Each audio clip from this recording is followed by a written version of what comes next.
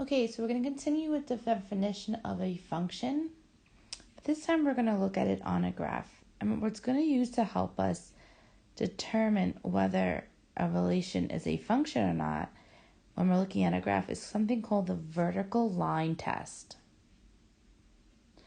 So is this test to determine whether a graph is a function. If any vertical line you can draw intersects the graph more than once, it fails the vertical line test and it is not a function. Just note that numbers 1 and 2, this is in your notebook and it is what you'll be doing once you finish watching this Edpuzzle video. Oops. Okay, let's look at this. So if we're going to draw some vertical lines, we always start from the left. So I'm going to draw some lines. Okay. And notice the graph actually only hits this line one time. So far we're okay. I'm going to keep going. It hits it once. All right, now let's look at this. So second line, it hits it once. But the third line, it hits it here, here, and again here. So if you're looking back at the definition, it says, if any vertical line you can draw intersects the graph more than once, it fails the vertical line test and it is not a function. So looking at number 3, we would say this is not a function, and our reasoning would be because it fails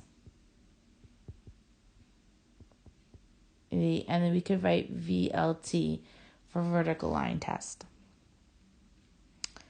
All right, now let's look at number 4. So again, I'm going to start here with my vertical lines.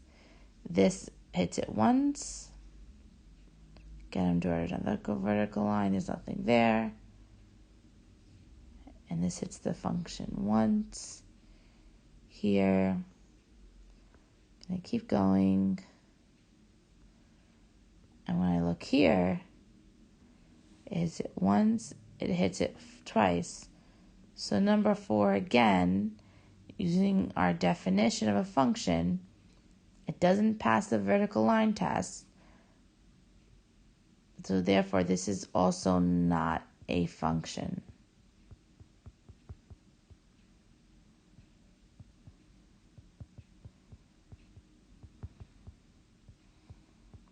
Now, before we move on, thinking about this and what we discussed in class yesterday, something is not a function if the x values are repeating. Looking at these two examples, okay, x value here, let's look at number 3 quickly. If you're looking here, we're looking at this line. Let's just take a focus here. Okay, I'm going to erase everything else that we have. Okay, this hits the graph once, twice, 3 times. So when x is -2, that means here these coordinates are -2, 0, -2, 1, -2, 3. So if you're looking at it this way, all these x values repeat. Okay? And what we know is that if the x is repeating, it is also not a function. And if we were to look at number 4 the same way, I'm going to erase what we have here. Looking at when x is equal to 1, there are 2 points here, right? So the x value is 1, 0, and this is 1, -5. Again, the x values repeat, which makes this not a function. All right, let's look at number 5. It says, what is the domain of the graph in number 4? What is the range? So we talked about yesterday, we said that our domain, we're looking at the x values. Okay, so if we're looking at the x values here, we're going to read the graph. We're focusing on here our x-axis. So we would write D, semicolon. I actually have to draw that fancy bracket, which I'm not good at. What would be our x values? So you would just look at each of these points. So it would be -3, -1, 1, and 4. And then you would just close your fancy bracket. And remember, you always want to list it numerically from least to greatest. And if something is repeating, you only have to list it once, right? Because here 1 is being repeated, but we only listed it once. Now, if we're looking at the range, we know the range represents the y values. Okay, so I'm looking at the y-axis for this. What are the y values here? So again, I'm going to have R, semicolon, fancy bracket.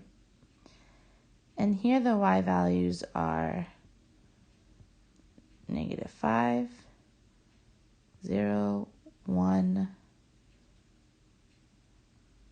3, and 4. I'm going to close my fancy bracket. All right, and we're going to do a quick throwback, right, with number 6. So it says, which of the following properties is shown below? So if we're looking at this, what property would be represented here? The property represented here would be commutative property, because the order that this is in has changed.